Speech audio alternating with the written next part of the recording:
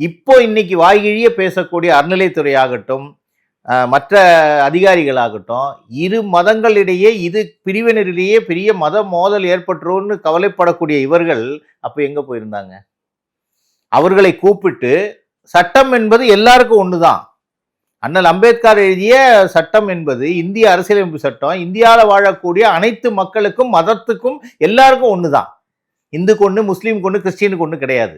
அப்ப அவர்களையும் கூப்பிட்டு ஐயா இந்த மாதிரிலாம் நீங்க பண்ணக்கூடாது, இதை பெரிய விஷயமாக ஆக்காமல் இருவரும் விட்டு கொடுத்து போங்கள் அப்படின்னு சொல்லி சமரசம் பேசியிருந்தா நம்ம பாராட்டலாம்.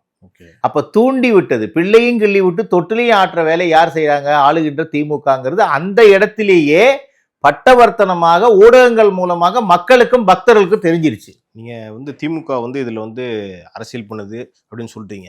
ஆனா அங்க தீர்ப்பு கொடுத்தாச்சு, கோர்ட்ல தீர்ப்பு கொடுத்தாங்க, மேல போயிட்டு தீபம் ஏத்துங்க அப்படின்னு சொல்லியாச்சு. ஆனா கீழே இந்து முன்னணியினர் போலீஸ் எல்லாம் அடிச்சிருக்காங்க, வன்முறையை தூண்டுறாங்க, கலவரத்தை தூண்டுறாங்க அப்படின்ற மாதிரி குற்றச்சாட்டு வச்சாங்களே சார்.